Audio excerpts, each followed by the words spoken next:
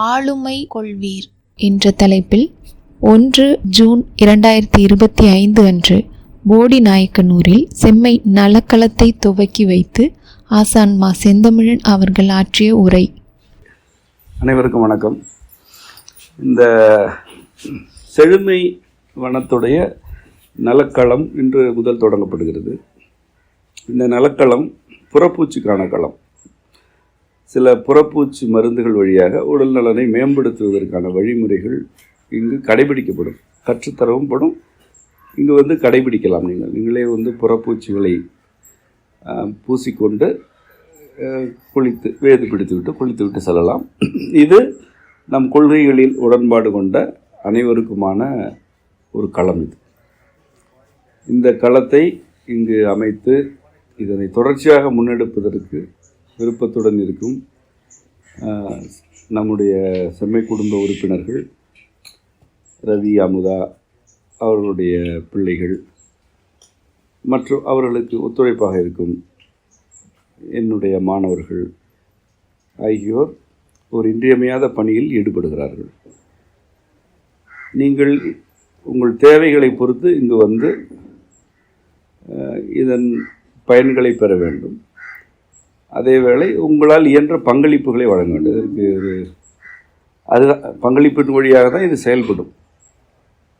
இயன்ற பங்களிப்பு ஒன்றும் கட்டாயம் இல்லை. இயலாதவர்கள் எதனையும் வழங்காமலும் செல்லலாம். இது அப்படி ஒரு யாவருக்குமான ஒரு களம். அடிப்படையான புரிதல் இருந்தால் போதுமானது. ஒரு மருத்துவ பயன்பாட்டுக்காக பயன்படுத்துவதற்காக வர வேண்டாம். நம்முடைய கொள்கைகளை நடைமுறைப்படுத்துகிறோம், நமக்கும் உரிமை உள்ள இடம் என்று வர வேண்டும். நீங்களும் இதில் பங்கேற்க வேண்டும். இதுதான் இந்த களத்தை பற்றிய அறிமுகம். இன்று முதல் இது இங்கு தொடங்கப்படுகிறது. இந்த நிகழ்விற்கு வருகை தந்த உங்கள் அனைவருக்கும் நன்றி. இப்பொழுது நாம் நீங்கள் கேட்ட பல்வேறு கேள்விகளிலிருந்து ஒரு சாரத்தை எடுத்துக்கொண்டு அதற்குரிய உரை விளக்கத்திற்குள் செல்கிறோம். உங்கள் அனைவருடைய கேள்வியின் சாரம் புறச்சூழலை எதிர்கொள்வது எப்படி என்பது. புறச்சூழலை எதிர்கொள்வது எப்படி என்று நான் பல உரைகள் ஏற்கனவே ஆற்றியிருந்தாலும் மேலும் ஒரு உரை தேவைப்படுகிறது. அது மேலும் ஒரு உரையாக மட்டும் இருக்கட்டும் என்று வேண்டி இந்த உரையை நான் தொடங்குகிறேன். ஒரு அடிப்படையான பகுப்பினை புரிந்து கொள்ள வேண்டும். ஒரு வகையினர் கொள்கை வழிபட்டவர்கள், மற்றொரு வகையினர்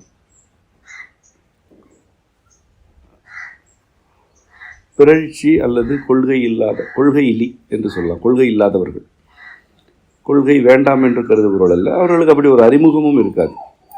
அல்லது கொள்கை இதுதான் என்று தெரிந்தால் அது வேண்டாம் என்று கருதுவார்கள். இதுதான் கொள்கை என்று கூறினால் அதற்கு எதிராக இருக்க வேண்டும் என்று கருதுவார்கள். அவற்றில் கொள்கையிலிகளில் பல வகை உண்டு. கொள்கையினர், கொள்கையிலிகள் என்று 2 பகுப்புகள் எப்பொழுதும் மக்கள் கூட்டத்தில் இருக்கும். நீங்கள் நம் கொள்கைகளை பின்பற்றுகிறீர்கள் என்றால் ஒரு தெளிவு வேண்டும். உங்களுக்கென்று ஆளுமை வேண்டும். ஆளுமை இல்லை என்றால் கொள்கையை அப்படியே தூக்கி எறிந்துவிட்டு அந்த கொள்கையிலிகளோடு நீங்களும் சேர்ந்து விட வேண்டும். அதுதான் பாதுகாப்பு. அதுதான் உங்களுக்கான பாதுகாப்பு. ஒருவர் கொள்கையை பின்பற்ற வேண்டும் என்றால் அவருக்கு ஆளுமை வேண்டும். ஆளுமை என்பது என்ன? மை என்பது ஓரெழுத்து ஒரு மொழி. அது மையம், தலைமை, கரு ஆகியவற்றையெல்லாம் குறிக்கும். இது அடிப்படை கரு எது? இந்த கருவிற்கு எது தலைமை? ஒரு கட்டமைப்பிற்கு எது மையம் என்ற பொருள் தரக்கூடியதுதான் மை என்பது. ஆளுமை என்றால் ஆளுதல், ஆளுகை, ஆட்சி செய்தல் என்று கூறுகிறோம் அல்லவா? அதற்கு அடிப்படை சொல்லுது. ஆளுதல் வேண்டும், அதற்கு உரிய பண்பு வேண்டும். அதான் மை, ஆளுமை. அது தலைமையாக இருக்க வேண்டும். ஒரு சூழலில் 10 பேர் இருக்கிறார்கள். அவர்களில் ஒருவர் கொள்கை வழிபட்டவர் என்றால் மீதம் 9 பேருக்கு அவர்தான் தலைமை. அவரிடம் ஆளுமை இருந்தால் அதுதான் நிகழும். இந்த கொள்கையிலிகளுடைய வழிமுறை மிக எளிமையானது. அது அதிகாரத்தை நாடுவது. அதிகாரம் வேறு, ஆளுமை வேறு. அதிகாரம் என்று இன்று எது கூறப்படுகிறதோ அது அது ஒரு தமிழ் சொல் அல்ல. ஆயினும் அதற்கான பொருள் என்னவாக இருக்கிறது என்று நான் கூறுகிறேன். அதிகாரம் என்பது திணிப்பது, புகுத்துவது, வளைப்பது, இம்மூன்றையும் நியாயப்படுத்துவது. ஒரு கருத்தை திணித்தல், ஏதேனும் ஒரு செயல்பாட்டை பிறர் மீது பிறருடைய உடல் வழியாகவோ அல்லது எண்ணங்களின் வழியாகவோ புகுத்தி விடுதல், செய்ய வைத்தல். அவர்களை கருத்தை திணித்தல், செயல்களை செய்வித்தல் என்று வைத்துக் கொள்ளுங்கள். மூன்றாவது வளைத்தல். இரண்டாவது திணித்தல், செய்வித்தல், இவையெல்லாம் ஒன்று. இரண்டாவது வளைத்தல். வளைத்தல் என்றால் இணங்க செய்தல். அது இணங்க செய்தல் வேறு, வளைத்தல் வேறு. வளைத்தல் என்று ஏன் கூறுகின்றோம் என்றால், ஒரு மரம் வளர தொடங்கி இருக்கிறது. அதன் ஒரு கிளை வளைக்கப்படுகிறது என்றால் என்ன பொருள்? அதுவாக அது இணங்கவில்லை, அது வளைக்கப்படுகிறது. ஏனென்றால் அதனால் எதிர்க்க இயலாது. இவர் எதனை வளைப்பார்? எது இவர் கைகளுக்கு அகப்பட்டதோ அதனை வளைப்பார். ஒரு பருத்த மரத்தை இவர் வளைக்க மாட்டார், வளைக்க இயலாது. ஆகவே பிறருடைய இணக்கம் இல்லாமலேயே அவர்களை இணங்க வற்புறுத்தினால் அது வளைத்தல். இந்த செய்வித்தல், தான் நினைப்பவற்றை செய்வித்தல், தன் கருத்துக்களை திணித்தல், அவர்களை வளைத்தல், பிறரை வளைத்தல். மூன்றாவது, அதுதான் மிகவும் சிறப்பு, இவற்றையெல்லாம் நியாயப்படுத்துதல். இந்த மூன்றும் தான் அதிகாரத்தின் கூறுகள். இந்த மூன்று இல்லாமல் ஒரு அதிகாரத்தை நீங்கள் பார்த்திருக்கவே மாட்டீர்கள். அப்படி ஒரு கற்பனையில் கூட ஒரு அதிகாரம் இருக்காது. ஆளுமை இவ்வாறானதல்ல. ஆளுமை எனப்படுவது எதையும் திணிக்காது, அது முன்வைக்கும், முன்மொழியும். இது இவ்வாறானது, அது அவ்வாறானது என்று அது முன்வைக்கும்.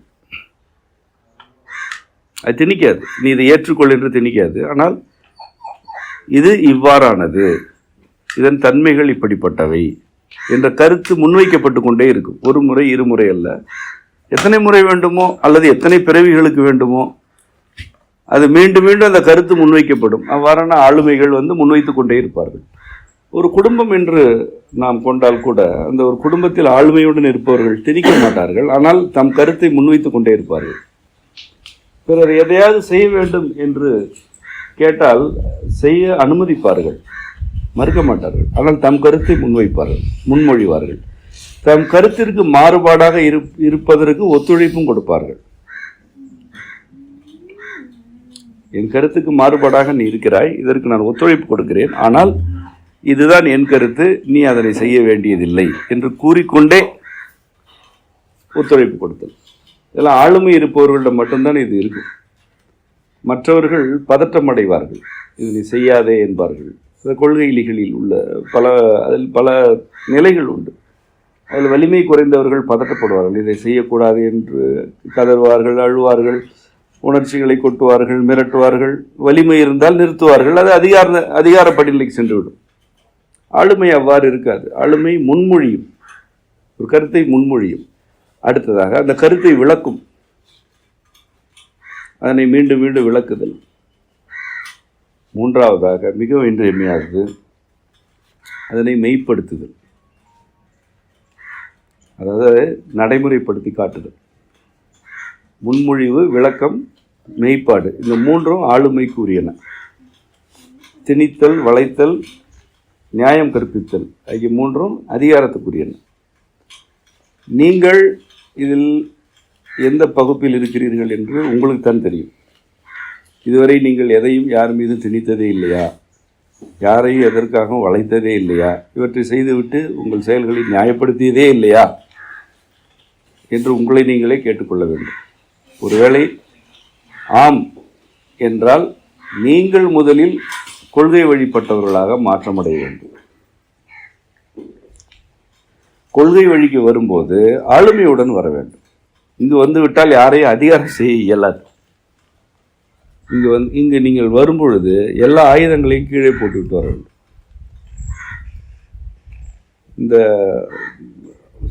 இப்பொழுது இருக்கக்கூடிய வாழ்க்கை முறை ஆயுதங்களை மறைவாக வைத்திருக்கிறது. எல்லா ஆயுதங்களுமே உண்மையில் மறைவாகத்தான் இருக்கின்றன. பல காலம் காத்திருப்பு நிகழ்கிறது. ஒரு குடும்பத்தில் ஒருவர் தன்னுடைய வழிமுறைகளில் பிறர் இருக்க வேண்டும் என்று கருத்துக்களை கூறத் தொடங்குகிறார். அவர் தன் உணர்ச்சிகள் வழியாக அல்லது திணிப்புகள் வழியாக தான் நினைத்தவற்றையெல்லாம் செய்கிறார். அதில் பல வெற்றிகள் கிடைக்கின்றன. இதுதான் நீங்கள் கவனிக்க வேண்டியது. ஒருவர் பல முன்னெடுப்புகளை மேற்கொண்டு அந்த குடும்பத்திற்கு வெற்றிகள் குவிகின்றன. குடும்பத்தில் இருக்கும் ஒரு சிலருக்கு வேறு ஒரு சூழல் கிடைக்கிறது. அந்த சூழலில் இதுவரை யார் பேச்சுக்கு கட்டுப்பட்டார்களோ அவர்களை எதிர்க்கும் வலிமை கிடைக்கிறது. இப்பொழுதுதான் வலிமை கிடைக்கிறது. அந்த வலிமை எதனால் கிடைக்கிறது? இதுவரை உத்தரவிட்டவருக்கு ஏதோ ஒரு வகையில் வலிமை குறைந்திருக்கிறது. அதனை விட கூடுதலான வலிமை இவர் திரட்டிவிட்டார். இப்பொழுது வழக்கம்போல் உத்தரவிடுகிறீர்கள், ஆனால் அந்த உத்தரவுக்கு யாரும் கீழ்ப்படிவதில்லை. இவ்வளவு நாள் நான் இப்படியெல்லாம் இருந்தேனே, இவ்வளவு வெற்றிகள் இந்த குடும்பத்திற்கு குவிந்தனவே என்று நீங்கள் அழுது அரற்றினாலும் புலம்பினாலும் உங்களுக்கு தீர்வு கிடைக்காது. ஏனென்றால் உண்மையில் இறைவனுடைய நோக்கிலிருந்து, இறைவனுடைய பார்வையிலிருந்து உங்கள் இரண்டு பேருக்கு வேறுபாடே இல்லை. ஏற்கனவே ஒருவர் சொல் பேச்சு கேட்டார், இப்பொழுது வேறொருவர் சொல் பேச்சு கேட்கிறார். இவ்வளவுதான். நீ ஏற்கனவே திணித்தாய், இப்பொழுது திணிக்கப்படுகிறாய். நீ வளைத்தாய், வளைக்கப்படுகிறாய். நீ நியாயம் கற்பித்தாய், இப்பொழுது நியாயம் கற்பிக்கப்படுகிறது. அவ்வளவுதான். கொள்கையிலி என்றால் கொள்கையிலி தான். அதில் பாதிக்கப்படுபவர், பாதிப்பை ஏற்படுத்துபவர் என்ற பேதமே இல்லை. மிக பெரும்பான்மையாக வலிமை குறைவானவர்கள், திறன், அறிவு, உடல் ஆகியவற்றில் அல்லது உணர்ச்சி நிலையில் வலிமை குறைவானவர்கள் அடிபணிந்து போய்விடுவார்கள். யாராவது ஒரு அதிகாரத்திற்கு ஆட்பட்டு விட்டால், அதாவது அதிகாரத்திற்கு வருகிறார் என்றால் பெரும்பான்மையானவர்கள் அடிபடிந்து விடுவார்கள். அப்படித்தானே இருக்கிறது. நாடே அப்படித்தான் இருக்கிறது. ஏனென்றால் அடிபணிபவர்கள் எல்லாருமே ஏமாளிகள் அல்லர், பாவப்பட்டவர்களும் அல்லர். எல்லோருமே தன்னல வெறியர்கள். அவரவருக்கு அவரவருடைய தன்னலத்தில் துள்ளி குறைபாடு வந்துவிடக்கூடாது. அதனால் அடிபணிகிறார்கள். குடும்பமும் அப்படித்தான். ஒருவர் அதிகாரம் செய்கிறார், பிறர் ஆடுகிறார்கள் என்றால் பிறருடைய தன்னலம், அவர்களுக்கு தேவையான ஏதோ ஒன்றை அவர் செய்து கொண்டிருக்கிறார் என்று அதற்கு பொருள். எதையுமே செய்யவில்லை ஒருவர் ஆடுகிறார் என்றால் எல்லோரும் சேர்ந்து அவரை வீழ்த்தி விடுவார்கள். அவருக்கு வலிமை குறையும் பொழுது வீழ்த்தி விடுவார்கள். அதுவும் கொள்கையிலி தான். இந்த கொள்கையிலிகளில் நாம் கற்பனை செய்ய இயலாத செயல்பாடுகள் இருக்கும். இப்படிலாம் நிகழாது என்று நாம் கருதுவோம். அதெல்லாம் அன்றாடம் நிகழ்ந்து கொண்டிருக்கும். ஏனென்றால் அடிப்படையில் கொள்கை இல்லை. இந்த கொள்கை எனப்படுவது படித்து வருவதல்ல. அதனை நான் தெளிவாக கூறுகிறேன். பாடம் கேட்டோ படித்தோ வருவதல்ல. கொள்கை எனப்படுவது இறைவன் ஒவ்வொரு மனிதனுடைய சிந்தையிலும் பொதித்து வைத்திருப்பது. நான் மிக எளிமையாகவும் நேரடியாகவும் கேட்கிறேன். ஒரு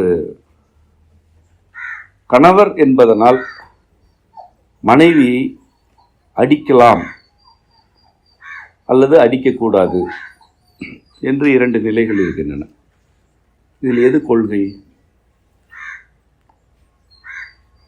இதில் அடிக்கலாம் என்பது கொள்கையா, அடிக்கக்கூடாது என்பது கொள்கையா? சரி, ஒரு கணவர் என்பதனால் மனைவியை எவ்விதமான எதிர்பார்ப்புகளுக்கும் வளைக்கலாம் என்றால் வளைக்கலாம், வளைக்கக்கூடாது. இதில் எது கொள்கை? ஒரு மனைவி என்பதனால் கணவரை தன்னுடைய பல்வேறு தேவைகளுக்காக அல்லது தேவையற்ற இச்சைகளுக்காக வளைக்கலாம், வளைக்கக்கூடாது. ஒரு மனைவி என்ற பெயரில் கணவரை கட்டுப்படுத்துதல், கண்காணித்தல் ஆகியவற்றை செய்யலாம்.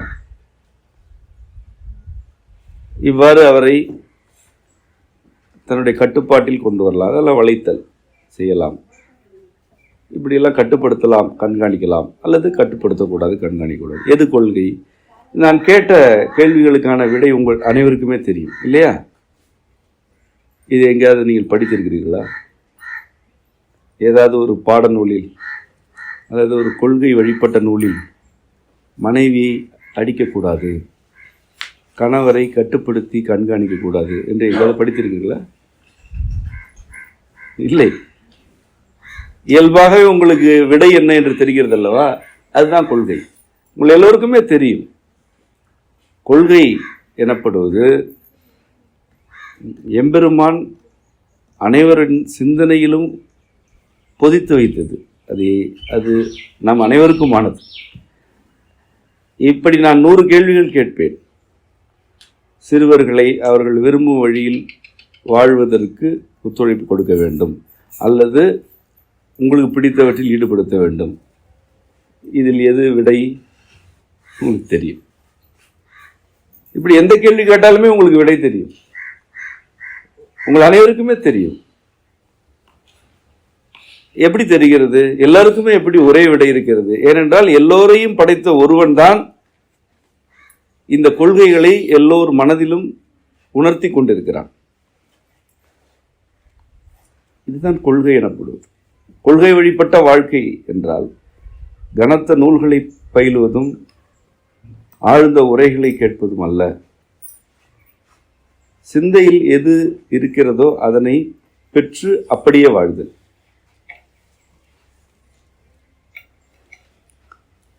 இந்த கொள்கை ஆளுமையை நோக்கி உங்களை அழைத்து செல்லும். இது யாரை அடிமைப்படுத்தாது. ஆனாலும் உங்களில் சிலர் ஏன் அடிமைப்பட்டு கிடக்கிறீர்கள் என்றால், ஒன்று, நீங்கள் அதிகாரம் செய்து கொண்டிருக்கிறீர்கள், அல்லது அதிகாரத்திற்கு கட்டுப்பட்டு உங்கள் தன்னலத்திற்காக அல்லது இயலாமையினால் கட்டுப்பட்டு கிடக்கிறீர்கள். இது இப்படி நான் சொல்கிறேன். இது சரியா தவறா என்று கேட்டால் விடை என்ன என்று நான் சொல்ல வேண்டியதில்லை. உங்கள் அனைவருக்குமே தெரியும். யாரும் உங்களை ஏமாற்றவில்லை. மாறாக நீங்கள் ஏமாறுவதற்கு துடித்துக் கொண்டிருக்கிறீர்கள். ஏன் ஏமாற துடிக்கிறீர்கள்? ஏதோ ஒரு கதகதப்பு உங்களுக்கு இப்பொழுது இருக்கிறது. அதுவும் போய்விடுமோ என்று அஞ்சுகிறீர்கள். கேள்வி எழுப்பினால், கேள்வி எழுப்பிக் கொண்டே இருந்தால் இருப்பதும் போய்விடுமோ என்று அஞ்சுகிறீர்கள். ஆகவே இந்த அதிகாரமே மேலானது என்று இருக்கிறீர்கள். ஆம், இல்லை என்று நான் கேட்க வேண்டியதில்லை. உங்களுக்கே விடை தெரியும். எல்லா கேள்விகளுக்கும் உங்களுக்கு விடை தெரியும். இப்பொழுது நாம் சாரமான அந்த கேள்விக்கு வருகிறோம். சூழலில் இருப்பவர்களை எப்படி கையாளுவது? அதாவது சூழலில் இருப்பவர்களை என்னதான் செய்வது? சூழலில் இருப்பவர்களிடம் ஆளுமையுடன் இருக்க வேண்டும். உங்களுக்கு தேவை ஆளுமை. ஒன்று, ஒரு கருத்து அல்லது ஒரு கொள்கை உங்களுக்கு இருக்கிறது என்றால் அதனை நீங்கள் துணிவாக, தெளிவாக, நேரிடையாக, முகம் பார்த்து, இன்னும் சரியாக சொல்ல வேண்டுமென்றால் கண்களை பார்த்து முன்மொழிய வேண்டும். நான் ஒரு சில தனிப்பட்ட பல்வேறு சிக்கல்களுக்காக என்னிடம் கேட்கும் பொழுது இதனை சொல்வது உண்டு. இதில் உங்கள் கருத்து என்ன? அவரோடு இருக்க இயலுமா இயலாதா? இயலவே இயலாது என்பார்கள். அப்படி என்றால் நீங்கள் ஒன்று செய்ய வேண்டும், அவருடைய கண்ணை பார்த்து இதை சொல்ல வேண்டும். சுற்றி வளைத்து பேசக்கூடாது, ஒரு நிமிடத்திற்கு மேல் பேசக்கூடாது என்று நான் பொதுவாக சொல்வது உண்டு. ஒரு நிமிடம்தான். ஏனெனில் உன் கருத்து உண்மை, அதில் நீ நிலையாக இருக்கிறாய் என்றால் உனக்கு மணிக்கணக்காக பேசுவதற்கு சொல்லே இருக்காது. 7-8 சொற்களில் உன் கருத்தை தெளிவாக முன்மொழிவாய். நீ கண்ணை பார்த்து பேசும் பொழுது அது அழுத்தமாக பதிவு செய்யப்பட்டுவிடும். உன்னிடம் இருப்பது தெளிவு என்றால் நீ கண் பார்ப்பாய். கண்ணை பார்த்து இதுதான் என் கருத்து என்று முன்மொழிய வேண்டும். இது ஆளுமையின் முதல் படிநிலை. இரண்டாவதாக அதனை விளக்க வேண்டும். அதன் மீது கேள்விகள் எழுப்பப்பட்டால் விளக்க வேண்டும். எந்த கேள்வி எழுப்பப்பட்டாலும் விளக்க வேண்டும். விளக்கம் உங்களுக்கே தெரியவில்லை என்றால் கண்ணை பார்த்து இது எனக்கு தெரியவில்லை, ஆனால் நான் தெரிந்து கொண்டு வருகிறேன் என்று இயலாமையை, அறியாமையை ஒப்புக்கொள்ள வேண்டும். அதிகாரத்துக்கு ஆட்படுபவர்கள், அதிகாரம் செய்பவர்கள் ஒன்று இயலாமையை ஒப்புக்கொள்ள மாட்டார்கள். தங்களுடைய இயலாமைக்கு பிறரை காரணம் சொல்வார்கள். நீ ஆளுமையுடன் இருக்க வேண்டும் என்றால் உன் இயலாமைக்கு நீதான் பொறுப்பு என்பதை நீ ஏற்க வேண்டும். ஏனென்றால் ஆளுமை உன்னுடையது, பற்றாக்குறை பிறருடையதல்ல.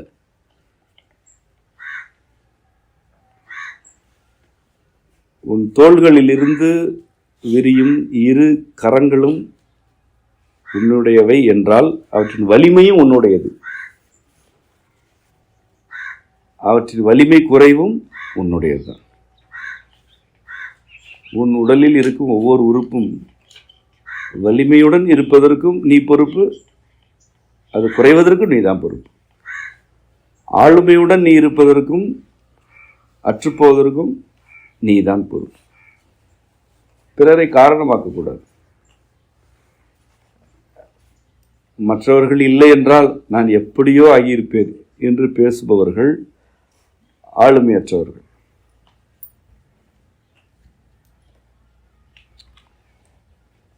மற்றவர்கள் கொள்கையிலிகள். உன்னிடம் கொள்கை இருக்கிறது என்றால்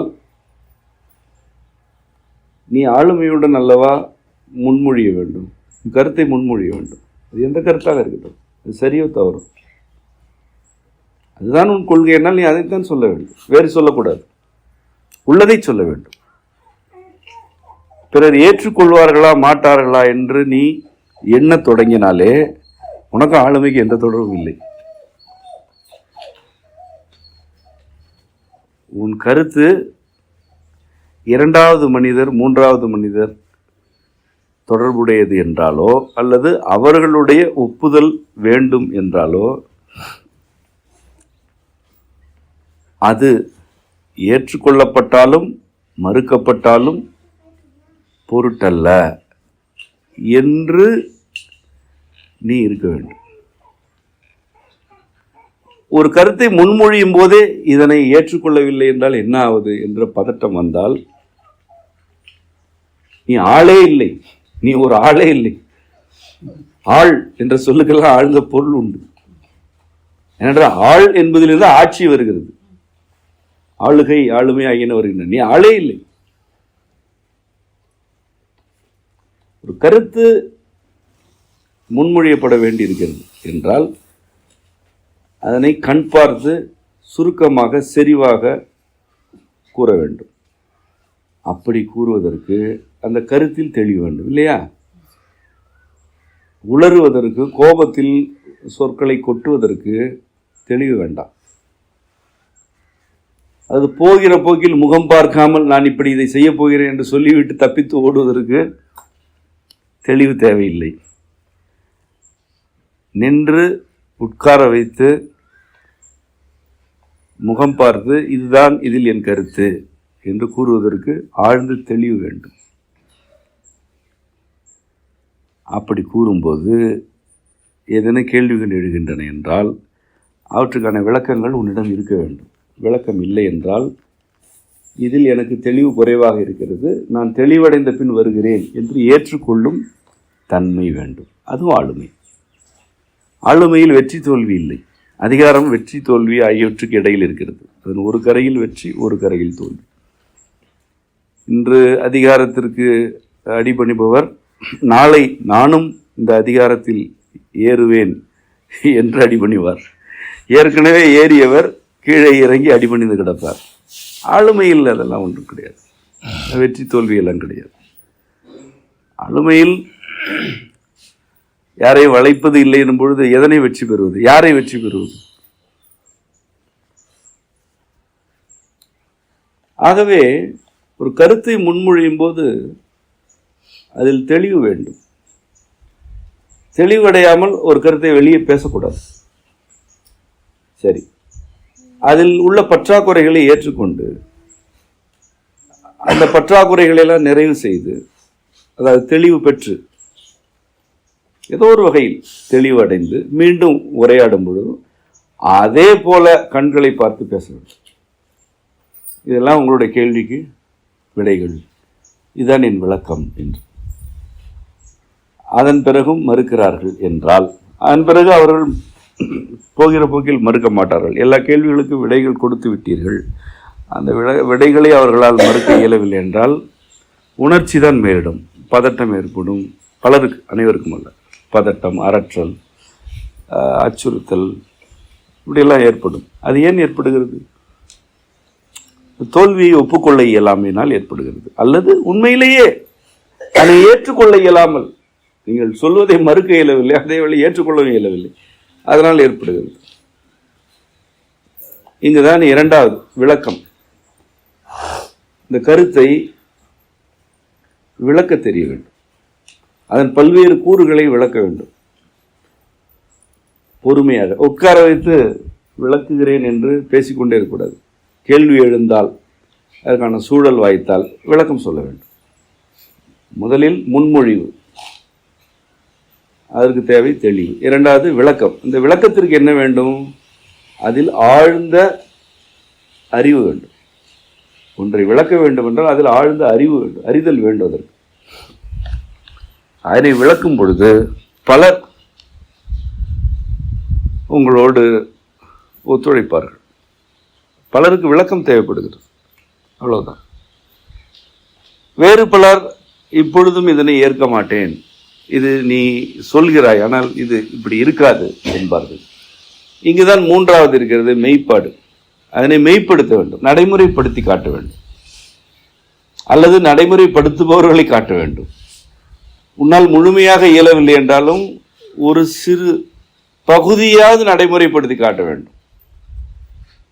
இன்று ஒரு பகுதி நடைமுறைப்படுத்தப்படுகிறது, சில நாட்கள் கழித்து இன்னொரு பகுதி, பின்னர் இன்னொரு பகுதி என்று இந்த மெய்ப்பாடு விரிவடைந்து கொண்டே இருக்கும். மெய்ப்பாடு மட்டும் விரிவடைந்தால் பெரிய ஏரிகளும் காட்டாறுகளும் ஒரு கடல் பொங்கும் பொழுது எப்படி ஒன்றுமே இல்லாமல் உள்ளே சென்று விடுமோ அவ்வாறு மெய்ப்பாடுகளுக்குள் எல்லா கேள்விகளும் மூழ்கடிக்கப்படும். ஏனெனில் மெய்ப்பாடு என்பது பேரெழுச்சி, அது மெய்ப்பட்டு விட்டது, அவ்வளவுதான். இதுவரை கருத்தாக இருந்தது உடல் எடுத்து விட்டது, அதுதான் மெய்ப்பாடு. ஒரு கருத்து மெய்ப்படுகிறது என்றால் கருத்து கருவாக இருந்தது, அதற்கு மெய்யாகிய உடலே கிடைத்து விட்டது. உடலே கிடைத்து விட்ட பிறகு அதனை மறுப்பதற்கு எவரும் இல்லை. தேராறுகள், காட்டாறுகள், பெரிய ஏரிகள் யாவுமே ஒரு கடல் பொங்கும் போது உள்ளே சிறு மடுக்களாக மூழ்கடிக்கப்படும். அதுபோல மெய்ப்பாடுகளுக்கு ஆழத்தில் இதுவரை உங்களை சுற்றி இருந்தவர்கள் யாவரின் கேள்விகளும் அவர்கள் விளைவித்த பூசல்களும் ஒன்றுமே இல்லாமல் போகும். இது ஆளுமையின் வழி. இது எந்த அதிகாரத்தையும் மூழ்கடிக்கும். அதனைத்தான் நீங்கள் புரிந்து கொள்ள வேண்டும். ஆளுமைக்கு முன் அதிகாரம் ஒன்றுமே இல்லை. ஏனெனில் ஆளுமை இறைவன் வழங்குவது, அதிகாரம் மனிதர்களின் அகந்தையிலிருந்து எழுவது. அது ஒரு பெரிய தோற்றத்தை கொண்டிருக்கும். அதனை எதுவுமே செய்ய இயலாது என்று நம்ப செய்யும். அது எல்லாமே கற்பனை, கற்பிதம். அது அப்படி கட்டி வைக்கும். ஆளுமைக்கு முன் அதிகாரம் ஒன்றுமே இல்லை. ஆனால் ஆளுமையின் மூன்றாவது நிலை நிகழ வேண்டும் என்றால் முதல் 2 நிலைகள் நிகழ வேண்டும் அல்லவா? 3ஆம் நிலையை இறைவன் நிகழ்த்துவார். மெய்ப்பாடுகள் நான் பலமுறை கூறியிருக்கிறேன். வெளிப்பாடுகள் யாவும் இறைவனின் அருள். இறைவன் வெளிப்படுத்தினால் உண்டு, இல்லை என்றால் இல்லை. எல்லா விதைகளும் முளைக்காது. முளைக்காத விதைகள் பயனற்ற என்றும் பொருள் அல்ல. அவை வேறு வகையில் வெளிப்படுகின்றன. எல்லாமே வெளிப்படும். எல்லாவற்றையும் அவன் வெளிப்படுத்துவான்.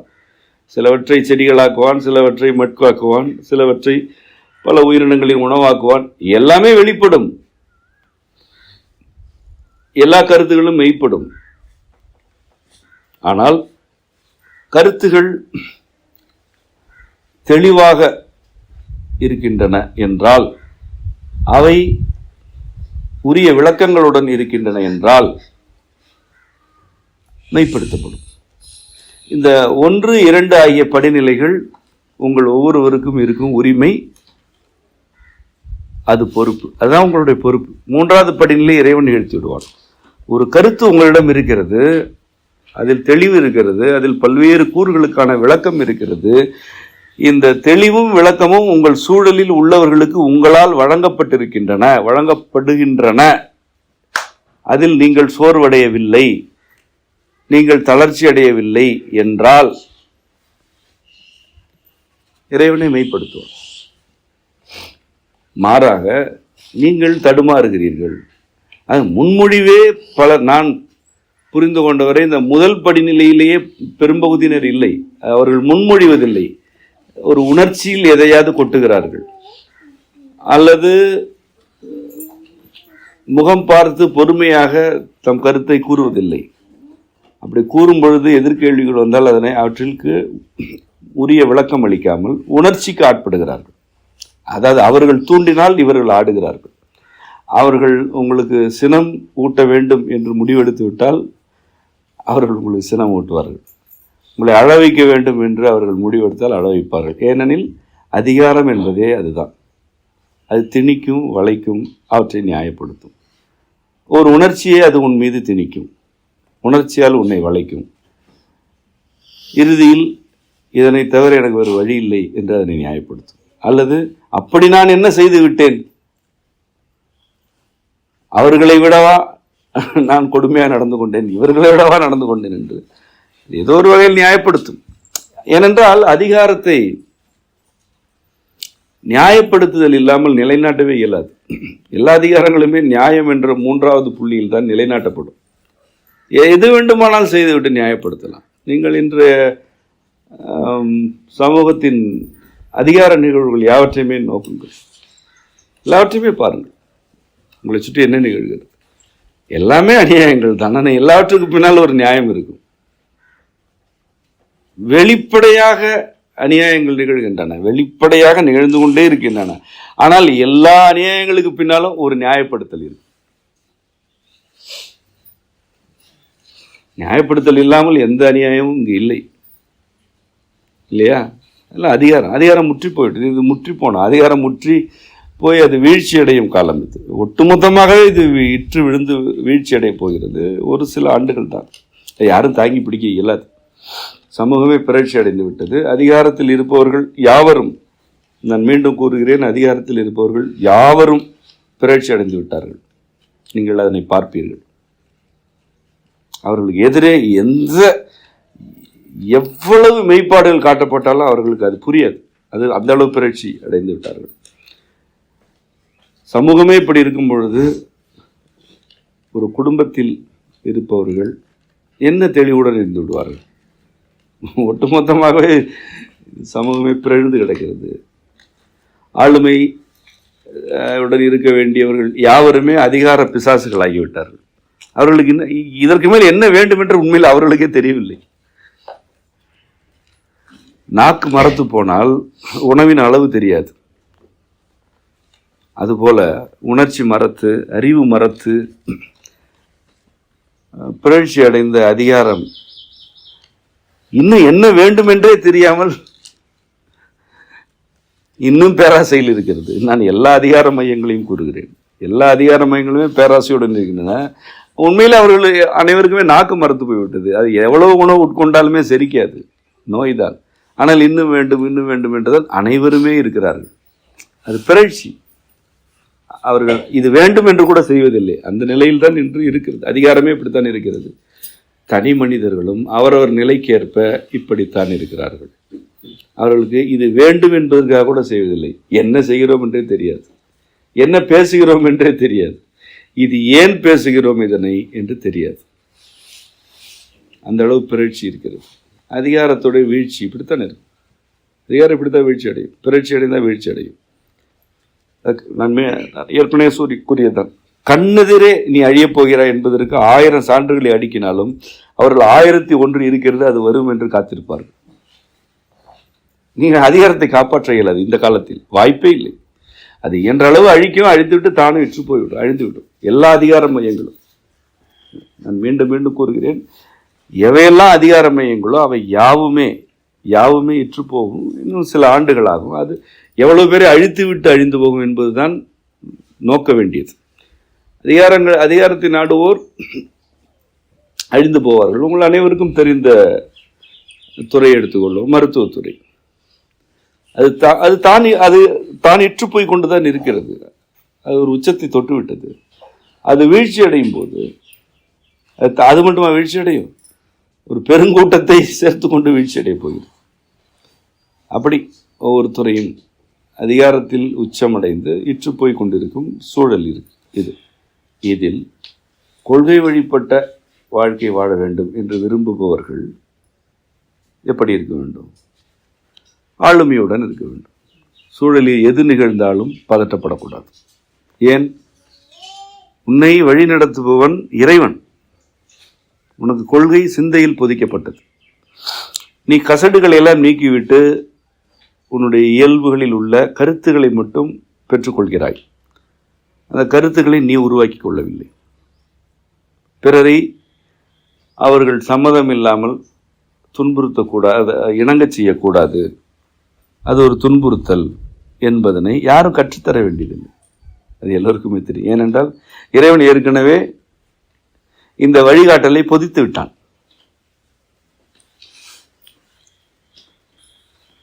இப்படி எதனையும் படிக்காமல், எந்த பாடமும் கேட்காமல் மனிதர்களோடு கூடி வாழ்வதற்குரிய எல்லா கருத்துக்களும் சிந்தையில் பொதிக்கப்பட்டிருக்கின்றன. இவற்றை பொதித்தவன் இறைவன் என்பதனால் கொள்கை வழிபட்டு வாழ்பவர்களுக்கு தலைவன் யார்? இறைவனே தலைவன். இறைவனை தலைவனாக ஏற்றுக்கொண்டாய் என்றால் நீ இதனை உண்மையிலேயே ஏற்றுக்கொள்கிறாய் என்றால் நன்கு தனிமைப்படுத்தி கொண்டு சில நொடிகள் கண்ணை மூடி இந்த சொற்கள் உண்மைதான், இவற்றை நான் ஏற்கிறேன், இறைவனே என் தலைவன், என் கொள்கையை எனக்குள் பொதித்தவன் இறைவனே, இறைவனுக்கே நான் அடிபணிகிறேன், பிறருக்கு அல்ல என்ற இச்சொற்களை மீண்டும் மீண்டும் மனதில் கொண்டு அப்படியே கண்ணை திறந்து பாருங்கள். உங்கள் எதிரே இருப்பவர்கள் எவ்வளவு பரிதாபத்துக்குரியவர்கள் என்று தெரியும். உண்மையிலேயே புரியும் உங்களுக்கு. அவர்கள் உங்களுக்கு இடையூறு செய்பவர்கள் அல்ல, உங்களால் அரவணைக்கப்பட வேண்டியவர்கள், உங்களால் வழிநடத்தப்பட வேண்டியவர்கள். கொள்கையிலிகளுக்கு கொள்கையை வழிகாட்ட வேண்டும் இல்லையா? ஆளுமையுடன் இருப்பவர்கள் அது இல்லாதவர்களுக்கு வழிகாட்ட வேண்டும். ஆனால் நீங்கள் என்ன செய்கிறீர்கள்? ஐயோ என்னை என் வழியில் நடக்க விடவில்லை, ஐயோ என்னை துன்புறுத்துகிறார் என்கிறீர்கள் என்றால் உங்களுக்கு எதற்கு கொள்கை? நீங்கள் அதிகாரம் செய்ய வேண்டும் என்ற விருப்பத்தை வரவழைத்து கொண்டு அங்கே போய் ஆடுங்கள். உங்களுக்கு எவ்வளோ வலிமை இருக்கிறதோ அவ்வளோ வெற்றி கிடைக்கும். வலிமை குறைந்தால் அடி கிடைக்கும். அங்கே இரண்டுமே நிகழ்ந்து கொண்டு தான் இருக்கிறது. அடி கிடைக்கும் போது அடி வாங்கிக் கொள்ளுங்கள், மீண்டும் வலிமையை திருத்தி கொண்டு ஆடுங்கள். அவ்வளோதான். இது அங்குள்ள ஆட்ட விதி. வேண்டாம் என்றால் உங்களுக்கு ஆளுமை வேண்டும். தெளிவு, விளக்கம், மெய்ப்பாடு, இந்த மூன்றும் உங்களுக்கு வேண்டும். இந்த மூன்றும் தான் வழிகாட்டுவன. இம்மூன்றுமே எம்பெருமான் வழங்கும் காப்பு என்பதனை ஏற்றுக்கொண்டால் உங்களை எவராது அச்சுறுத்த இயலுமா? உங்களுக்கு யாரை பார்த்தாது அச்சம் வருமா? பதட்டம் வருமா? வராது. அது எப்படி வரும்? நீங்கள் கொள்கை வழியில் வாழ வேண்டும் என்று விரும்பினால் நான் காட்டும் வழி இதுதான். இந்த கொள்கைகளை ஏற்றுக்கொண்ட பிறகும் நடைமுறைப்படுத்த இயலவில்லை என்று நீங்கள் புலம்புகிறீர்கள். அதன் வேதனை எனக்கு புரிகிறது. ஆனால் இந்த கொள்கைகளில் எத்தனையோ பகுதிகளை இரண்டாவது மனிதர் உங்களை சூழ்ந்திருக்கும் இரண்டாவது மனிதர் ஒத்துழைப்பு இல்லாமலே நீங்கள் நடைமுறைப்படுத்தி விடலாம். எத்தனையோ கூறுகள் அப்படி இருக்கின்றன. நான் உணர்ச்சி தூண்டலுக்கு ஆட்படாதிருங்கள் என்று கூறுகிறேன், பல முறை கூறியிருக்கிறேன். அது உங்களுடைய தானே, உங்களுக்கானது தானே. அது ஏன் தூண்டலுக்கு ஆட்படாமல் உங்களால் இருக்க இயலவில்லை? எவ்வளோ வேண்டுமானோ உணர்ச்சி தூண்டல், நீ ஏன் ஆட்படுகிறாய்? விருப்பத்தில் நிலை பெற்றிரு, ஆடாதிரு, அசையாதிரு, நிலைத்திரு என்று பல முறை கூறுகிறேன். அந்த விருப்பத்தில் ஏன் நிலை பெற்று இருக்க இயலவில்லை? விருப்பத்தில் நீ தான் நிலைக்க வேண்டும். உன் விருப்பத்தில் நீ நிலைக்க வேண்டும். உன் மீதான தூண்டலுக்கு நீ ஆட்படாமல் இருக்க வேண்டும். எவ்வளவு தூண்டினாலும் ஆட்படக்கூடாது. தொழிற்படுக என்று கூறுகிறேன். ஏதேனும் ஒரு தொழிலில் ஈடுபடுங்கள். அது வருவாய்க்கு மட்டுமல்ல, அதுதான் இறை ஒழுங்கு என்று கூறுகிறேன். ஏதேனும் ஒன்றில் ஈடுபடு. உனக்கு எது இயல்பாக அமைகிறதோ வருகிறதோ அதில் ஈடுபடு என்று கூறுகிறேன். அதை எத்தனை பேர் கடைபிடிக்கிறீர்கள்? இவற்றிற்கெல்லாம் உங்களை மறுப்பவர்கள் அல்லது எதிர்ப்பவர்களுடைய ஒத்துழைப்பே தேவையில்லை. உடல் மீதான உரிமையை விட்டுக் கொடுக்காதிருங்கள் என்று கூறுகிறேன். என்ன செய்து விடுவார்கள்? அப்படி என்ன செய்து விடுவார்கள்? யாராக வேண்டாலும் இருக்கட்டும், என்ன செய்து விடுவார்கள்? உடல் மீதான உரிமையை விட்டுக் கொடுக்க மாட்டேன் என்று சொன்னால் ஏதாவது செய்வார்கள் அல்லவா? செய்யட்டும். அதானே உனக்கு விடுதலை. இரவு நீண்ட நேரம் பணியாற்ற வேண்டியிருக்கிறது ஒரு தொழிலகத்தில். நீ ஏன் விட்டுக் கொடுக்கிறாய்? விட்டுக் கொடுக்க மறுத்தல் என்றால் தெருவில் இருப்பதல்ல, பொருத்தமான உனக்குரிய வேறு தொழிலில் ஈடுபடுவது. நீ அதனை செய்யாமல் நீ உடலை முதலீடாக்குகிறாய், ஒரு பண்டமாக்குகிறாய். இதான கொள்கை. என்ன அந்த நிறுவனத்தை நம்பி நீ பிறந்தாயா? அந்த நிறுவனத்தில் போய் உன் உடலை ஈடாக கொடு என்று இறைவன் உன்னை அனுப்பினானா? நீ வாழ வேண்டும் என்று தானே அனுப்பியிருக்கிறான். நீ ஏன் அதிகாரத்துக்கு ஆட்படுகிறாய்? அதிகாரம் உன்னை இரவு பணிக்கு அழைக்கிறது. உன் உறக்கத்தை பற்றி அது அக்கறை கொள்ளவில்லை. அதுதான் அதிகாரம். நான் தான் கூறிவிட்டேனே. அது திணிக்கும், வளைக்கும், நியாயப்படுத்தும். அதான் செய்யும். நீ ஏன் ஆட்படுகிறாய்? நீ ஏன் மறுக்கவில்லை? மறுக்க வேண்டும் என்றால் பொறுப்பு வேண்டும்.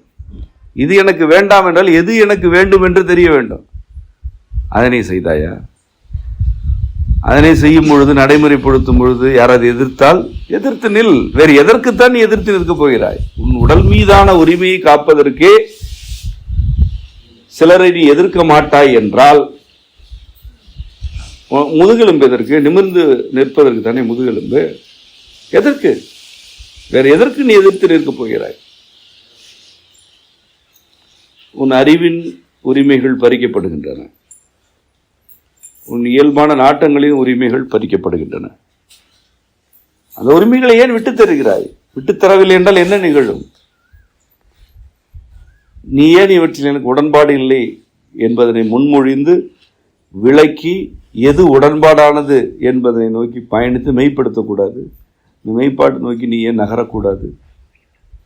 அப்படி நீ என்னென்னலாம் மெய்ப்பாடுகளுக்காக நீ விருப்பத்தில் இருந்து விட்டாய் அல்லது வினையாற்றி விட்டாய்? நீ எதுவும் செய்யவில்லை என்பதனால் தான் புலம்புகிறாய். முதல் நிலையிலேயே தடுமாற்றம். ஒரு கருத்து வைக்கப்படும் பொழுது எதிர்க்கிறார்கள். எதிர்க்கத்தான் செய்வார்கள். ஏனென்றால் உன் கருத்து அப்படிப்பட்டது. எதிர்ப்பார்கள். நீ பிறர் ஏற்க வேண்டும் என்ற நோக்கமில்லாமல் சொற்களை வெளிப்படுத்து. அவையே உண்மையானவை. இந்த கருத்தை பிறர் ஏற்க வேண்டும் என்ற எதிர்பார்ப்பே உன்னிடம் இருக்க வேண்டாம். இதுதான் என் கருத்து என்று மட்டும் கூறு. அதனை அவர்கள் ஏற்றால் என்ன, மறுத்தால் என்ன, அது உன் கருத்து. அதில் கேள்விகள் எழுந்தால் விளக்கம் கொடு, விடை தேடு, விளக்கம் கொடு. அதன் பிறகு மெய்ப்படுத்த அடியெடுத்து வை. நீ அடியெடுத்து வை. மிக இக்கட்டான சூழலில் இருந்த ஒரு சிலரிடம் நான் இதனை கூறியிருக்கிறேன். ஒவ்வொரு அங்குலம் அந்த கோட்டுக்கு வெளியே காலை எடுத்து வையுங்கள், அதன் பிறகு இறைவன் தூக்கி விடுவான் என்று. அப்படி அவன் தூக்கி விடுகிறான். ஒவ்வொரு அங்குலம் தெளிவாக கால் எடுத்து வைத்தால் இறைவன் தூக்கி விடுவான். நீ கோட்டுக்குள் இருக்கிறாய். ஏன் இருக்கிறாய்? ஏமாந்தும் இருக்கிறாய், இதுவே போதும் என்றும் இருக்கிறாய். இரண்டுமே உன்னிடம் இருக்கின்றன.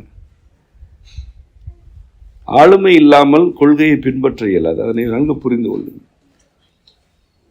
கொள்கையை யாவருக்குமானது. அதனை பின்பற்றும் பெரும் பேறு ஆளுமை உடையோருக்கானது. அது ஒரு பேரு. அந்த பேரு உங்களிடம் இருந்தால் நீங்கள் புலம்ப மாட்டீர்கள். மாறாக அவர்களையெல்லாம் அரவணைப்பீர்கள். இன்று எவரெல்லாம் எதிர்க்கிறார்களோ அவர்களையும் அரவணைப்பதற்குரிய திறன்தான் ஆளுமை. நம் இறையியல் மரபு அதனைத்தான் கூறுகிறது. நம்மிடம் என்ன அதிகாரம் இருந்ததா? யாரிடம் அதிகாரம் இல்லை. காரைக்கால் அம்மையிடம் என்ன அதிகாரம் இருந்தது? அவள் ஒரு பெண், குடும்பத்திலிருந்து வெளியேறிய பெண். அவள் வாழ்ந்த காலத்தில் நம் இறைவனுக்கே அவப்பெயர் அல்லது இறைவன் என்ற எவனும் இல்லை என்ற தூற்றல்கள் இருந்தன. இறைவனை பலரும் அப்பொழுது இருந்தவர்கள் வைதீகத்தார், அயல் சமயத்தவர்கள், அவர்கள்தான் ஆட்சியில் இருக்கிறார்கள். அதிகாரம் யாரிடம் இருக்கிறது? அயல் சமயத்தவரிடம், அயல் மொழியினரிடம் இருக்கிறது. அவர்கள் என்ன கற்பிக்கிறார்கள்? ஊராக பள்ளிகள் அமைத்து கற்பிக்கிறார்கள். நம் இறைவன் சுடுகாட்டில் ஆடுபவன், அவன் அழிக்கும் சக்தி, அவன் அழிப்பவன், படைப்பவர் வேறு என்று அவர்களுடைய கருத்துக்களை கொண்டு வந்து திணிக்கிறார்கள். அதிகாரம் அதற்கு ஏற்ப பலரை வளைக்கிறார்கள். அவை எல்லாவற்றையுமே அவர்களுடைய நூல்கள் அல்லது அவர்களுடைய சில கருத்துக்கள் வழியாக நியாயப்படுத்துகிறார்கள். எல்லா அநியாயங்களையும் நியாயப்படுத்துகிறார்கள். நம் நிலத்தில் இம்மொழியே படைத்து முதல் கழகத்தில் முருகவேளையும் அகத்தியரையும் அமர்த்தி இந்த மொழியை அருளிய இறைவனுக்கு இந்த நிலத்திலேயே இப்படி ஒரு அவமதிப்பு. சுருக்கமாக அவன் சுடுகாட்டில் இருப்பவன் என்று கூறிவிட்டார்கள். அவன் அழிப்பவன், அவன் இறைவனே அல்ல என்கிறார்கள். இன்றும் அந்த கருத்து இருக்கிறது, பலரிடம் இருக்கிறது. இது அப்பொழுது ஏற்படுத்தப்பட்ட கருத்து. படைப்பவர் வேறு ஒருவர் என்கிறார்கள். இதனை நான் அறிந்த வரலாற்றில் முதல் முறையாக உடைத்தவள் ஒரு பெண், ஆண் கூட அல்ல. ஒரு பெண்ணை வைத்து இறைவன் இதனை உடைத்தான். அவளுக்கு பேர் என்னவோ தெரியாது, என்னென்னவோ பேர் சொல்கிறார்கள். காரைக்கால் அம்மை என்று அறியப்படுகிறார். ஆனால் அவர் தன்னை என்ன கூறிக்கொண்டார் தெரியுமா? பேய் என்று கூறிக்கொண்டார். அவர் பேய் என்று தன்னை கூறிக்கொண்டார். பாடல்களிலே தன்னை பேய் என்று தான் கூறுகிறார். ஏன் பேய் என்று கூறுகிறார்? ஏனென்றால் என் இறைவன் சுடுகாட்டில் ஆடுபவன் என்று கூறுகிறீர்கள் அல்லவா, அவன் சுடுகாட்டில் ஆடினால் அவன் உடன் சேர்ந்து ஆடுபவள் நான், ஆகவே நான் பேய். இதுதான் ஆளுமை. இதுதான் ஆளுமை. ஒரு கருத்து கொள்கையாகிவிட்டது, அதுதான் சிந்தையில் இருக்கிறது என்றால் அதன் மீது என்ன மதிப்பீடு சுமத்தப்பட்டாலும் நான் நிற்பேன் என்பது ஆளுமை. உண்மையில் காரைக்கால் அம்மையிடம் இருந்தது ஆளுமை அல்ல, அது தெய்வத்தன்மை. அவள் தெய்வம், இன்றும் அவள் தெய்வமாக இருக்கிறாள். ஆனால் ஒரு பெண் எவ்வளவு பெரிய அதிகாரத்தை எதிர்த்தாள். அவள்தான் முதலில் பதிகம் பாடியவள். பின்னால் வந்த அப்பர்,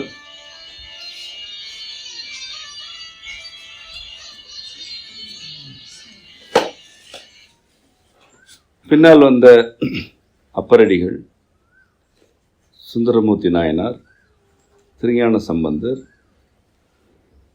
திருமூலர், இவர்கள் எல்லோருமே அம்மையாருக்கு பின்னால் வந்தவர்கள். மாணிக்க வாசகர் மட்டும் அவருடைய ஒத்த காலமாக இருக்கலாம், அல்லது அம்மையாருக்கு சற்று பின்பு வந்திருக்கலாம். இவர்கள் யாவரும் இயற்றிய பதிகம் என்ற முறையை உருவாக்கியவரே காரைக்கால் அம்மை தான். அப்படி ஒரு முறையே அவர் தான் உருவாக்குகிறார். பதிக முறை, அந்தாதி முறை அவர் தான் உருவாக்குகிறார். அவருடைய பாடல்கள் தான் முதலில் இருக்கின்றன. அந்தாதி, பதிகம் ஆகியவற்றால் இறைவனை பாடும் இறைத்தமிழ் முறையையே உருவாக்கியவர் காரைக்கால் அம்மையார் தான். அப்பர், சுந்தரர், சம்பந்தர் எல்லாம் பின்னால் வந்து அம்மையார் உருவாக்கிய வழிமுறையில் பாடியவர்கள். நன்றாக புரிந்து கொள்ளுங்கள். இன்றைக்கு யாரும் காரைக்கால் அம்மையார் பற்றி பேசுவதில்லை, நான் பேசுவேன், இன்னும் நிறைய பேசப் போகிறேன். யாரும் அவரை பேசவில்லை. பேச வேண்டியிருக்கிறது, நிறைய பேச வேண்டியிருக்கிறது. அவர்தான் முன்னோடி.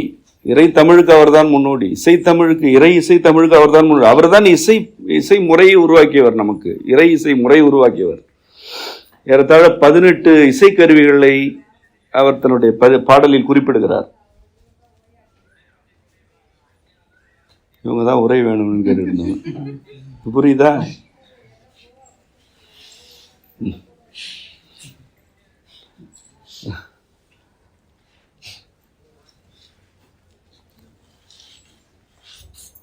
இவருடைய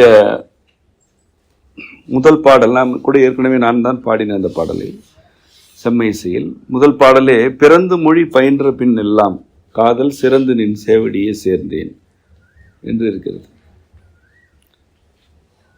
அதிகாரத்தில் இருப்பவர்கள் அயல் மொழியினர். நன்றாக பாருங்கள். பேரரசர்கள் அயல் மொழியை வற்புறுத்துகிறார்கள், திணிக்கிறார்கள். நம்முடைய இறைவனை இழிவுபடுத்துகிறார். இறைவனே இல்லை என்கிறார்கள். நீங்கள் யாரை வழிபடுகிறீர்களோ அவன் இறைவனே அல்ல என்று விட்டார்கள். இதற்காக பள்ளி அமைக்கிறார்கள். ஊராக பள்ளி அமைத்து கற்பிக்கிறார்கள். எதிர்த்து கேள்வி கேட்டால் கொடுமையான தண்டனைகள் வழங்கப்படுகின்றன. இந்த சூழலில் இவள் பாடும் முதல் பாடல் பிறந்து மொழி பயின்ற பின் எல்லாம் காதல் சிறந்து நின் சேவடியே சேர்ந்தேன். நான் பிறந்து மொழியை பயின்ற பின் காதல் சிறந்து உன் சேவடியை சேர்ந்தேன். இறைவனுக்கு தொண்டர் இல்லை, இறைவனுடைய காதலி. மொழி என்ன? தமிழ் பயின்ற பிறகு, நான் தமிழை பயின்ற பிறகு இறைவன் மீது காதல் கொண்டு இறைவனுடைய சேவடியை சேர்ந்து விட்டேன் என்று ஒரு 2-3 அடிகளில் பாடுகிறாள். இதனை விட அந்த பேரரசர்களை, அதிகாரத்தில் இருந்தவர்களை இழிவுபடுத்த இயலுமா? அவர்கள் நம் மொழியை எதிர்க்கிறார்கள். இவள் இந்த மொழியை பயின்ற பிறகு என்கிறாள். அப்படித்தான் பாடலை தொடங்குகிறார். உங்களிடம் இருப்பவன் இறைவனே இல்லை என்கிறார்கள். அவன் சுடுகாட்டில் ஆடுகிறான் என்று இழிவுபடுத்துகிறார். அவன் மீது எனக்கு கொள்ளை காதல் என்கிறாள். முடிந்தது, அவ்வளவுதான். இதுதான் ஆளுமை. இதுக்கு பேர் தான் ஆளுமை. கீழே நிறைய அந்த பதிகத்திலே நிறைய இருக்கிறது. இதுவன்றே ஈசன் திருவுருவம் ஆமாறு என்று அவள் இறைவனுடைய உருவத்தை உணர்ந்து அவனோடு ஆடுகிறாள். அந்த உருவத்தை அவள் விவரிக்கிறாள். இறைவனுடைய திருவுருவம் எப்படி இருக்கிறது என்று விவரிக்கிறாள். இவரை பொருள் உணர மாட்டார் எல்லாம் இவரை இகழ்வதை கண்டீர். இவருடைய பொருள் என்னவென்று உணராதவர்கள் தான் இவரை இகழ்வார்கள் என்று கூறுகிறாள். இப்படி மீண்டும் மீண்டும் புலம்புகிறாள். இப்படி உன்னை பற்றி இழிவாக பேசுகிறார்களே என்று புலம்பிக் கொண்டே இருக்கிறாள். மீண்டும் கூத்தாடுகிறாள், புலம்புகிறாள், கூத்தாடுகிறாள். ஒரு பெண் எல்லா இடங்களிலும் தன்னை பேய் பேய் என்று கூறுகிறாள். ஒரே ஒரு பெண். இன்றைக்கு இருப்பதை விட அந்த தமிழ்நாடு அன்றைக்கு பரப்பளவில் பெரியது. அவ்வளவு பரப்பளவுக்கு உரிய அந்த நாட்டில் எவ்வளவு இடங்களுக்கு அவள் பயணித்தாளோ தெரியவில்லை. ஆனால் அவள் விட்டு சென்ற தடயங்களில் இருந்துதான் பதிகம் பாடும் முறை வருகிறது, அந்தாதி வருகிறது. ஏறத்தாழ அவள் காலத்திற்கு பின்னர் 500-600 ஆண்டுகளுக்கு பிறகுதான் அப்பரடிகளே வருகிறார். அந்த 500-600 ஆண்டு காலமாக அவள் இயற்றி சென்ற பதிகம் அந்தாதி முறை இருக்கிறது. யாராவது அழிக்க முடிந்ததா? பெண் தானே. ஒரு பெண் கணவன் வீடு வாசல் எல்லாவற்றையும் துறந்து விட்டு வீதிக்கு வந்த ஒரு பெண் யாரை எதிர்த்தாள்? பேரரசர்களை எதிர்க்கிறாள். ஒரு நொடி ஆகுமா ஒரு பெண்ணை ஏதாவது செய்வதற்கு? ஒரு நொடி. இன்று பேசிக் கொண்டிருக்கிறேன், காரைக்கால் அம்மை என்று ஒருத்தி இருந்தாள் என்று. யார் என்ன செய்ய முடிந்தது? யாரும் என்ன செய்ய முடியாது. அவள் காலத்தில் இருந்த அரசன் பெயர் தெரியுமா? தெரியாது. அவள் பாடல் இருக்கிறது. இதோ இறைவன் மீண்டும் பிறை அணிந்தவன் என்று அழகின் உருவமாக நம்மால் வழங்கப்படுகிறான் இல்லையா? என்று அவனை யாரும் அப்படி உருவகப்படுத்துவதில்லை. வெளிப்படையாக அவனை அப்படி உருவப்படுத்தும் துணிவு கூட இன்று எவரும் கிடையாது. அஞ்சுகிறார்கள். அவனை பிறையணிந்த பெருமான் என்று அவனை அழகனாக வணங்கும் வழக்கம் இன்று இருக்கிறது. இந்த வழக்காறுகளெல்லாம் நிலைநாட்டுவதற்கு அந்த கோட்டை தாண்டி ஓர் அங்குலம் எடுத்து வைத்தவள் ஒரு பெண். ஐயோ, என் கணவர் என்ன நினைப்பார் என்று எத்தனையோ 1000 பேர் நினைத்தார்கள். அவர்கள் அல்ல. என் வீட்டில் ஏதாவது சொல்வார்கள் என்று பலர் நினைத்திருப்பார்கள். ஏனென்றால் எல்லோருக்கும் இறைவன் மீது பற்றுதல் உண்டு. எத்தனையோ பேர் துடித்திருப்பார்கள். இப்படி இருக்கிறதே நிலைமை, நான் எதையேனும் செய்ய மாட்டேனா என்று எத்தனையோ பேர் துடித்திருப்பார்கள். அவர்களை பற்றி நாம் பேசவில்லை. ஏனென்றால் அவர்கள் எதுவும் செய்யவில்லை. எந்த கேள்வியுமே இல்லாமல் ஒரே ஒருத்தி வெளியே வந்தாள். அவளை பற்றி இன்று பேசுகிறேன். இன்னும் 1000 ஆண்டுகள் கழித்தும் வருபவர்கள் பேசுவார்கள். ஏனென்றால் அவள்தான் இறை இசை என்ற வடிவத்தையே நமக்கு கொடுத்தாள். அது அழியாது. அது இருக்கும் வரை அவளும் இருப்பாள். அவளை இறைவன் இருக்கச் செய்வான். அவளைத்தான் இறைவன் இருக்க செய்வான். அப்படி 63 இவ்வாறான ஆளுமை பின்புலங்கள் உண்டு. அவர்கள் மட்டுமல்ல, அவர்களை தூக்கி நிறுத்தியோர், அவர்களுக்காக உழைத்தோர், அவர்களுக்காக பொன் கொடுத்தோர், பொருள் கொடுத்தோர், நிலம் கொடுத்தோர், உணவு கொடுத்தோர், இணைந்து பணியாற்றியோர் 1000 பேர். எல்லோருக்கும் குடும்பங்கள் இருந்தன. எல்லா குடும்பங்களிலும் கேள்விகள் இருந்தன. ஆனால் எவர் ஒருவர் கொள்கை வழிபட்டு நிற்கிறாரோ அவர் ஆளுமையுடன் வெளிப்படுகிறார். அந்த வெளிப்பாட்டை இறைவன் நிகழ்த்தி அருளுகிறான். இதனை நீங்கள் நன்கு உள்வாங்கிக் கொள்ள வேண்டும். உங்களுக்கும் பிறருக்கும் வேறுபாடு உண்டு. அது அவர்கள் கேள்வி கேட்பவர்கள், நீங்கள் அஞ்சுபவர்கள் என்பதல்ல. அவர்கள் கேள்வி எழுப்புபவர்கள், நீங்கள் தீர்வுகளை நடைமுறைப்படுத்துபவர்கள் என்பது. இதுதான் உங்களுக்கும் பிறருக்குமான வேறுபாடு. அவர்கள் கேட்பார்கள், நீங்கள் தீர்வு சொல்வீர்கள் என்று இருந்தால் உன்னை யார் கட்டுப்படுத்த இயலும்? மாறாக அவர்கள் கேட்பார்கள், நான் நடுங்குவேன். அவர்கள் திட்டுவார்கள், நான் அழுவேன். அவர்கள் மிரட்டுவார்கள், நான் தூங்காமல் இருப்பேன் என்றால் உனக்கு இந்த பக்கம் என்ன வேலை? நீ அங்கே இருந்து விடு. அங்கு கிடைக்கும் கதகதப்பே போதுமானது, அதையும் இழந்து விடாதே என்றுதான் நான் கூறுவேன். கொள்கை வழிபட்ட வாழ்க்கை மிக இயல்பானது, எளிமையானது.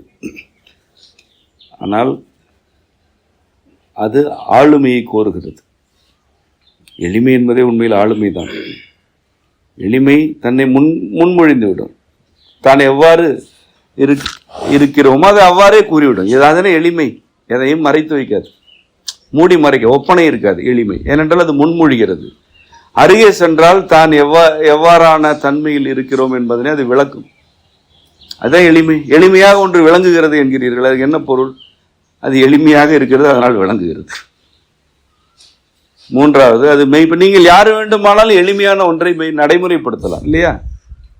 ஆகவே எளிமைதான் ஆளுமை, ஆளுமைதான் எளிமை. நீங்கள் அப்படி இருக்கும் பொழுது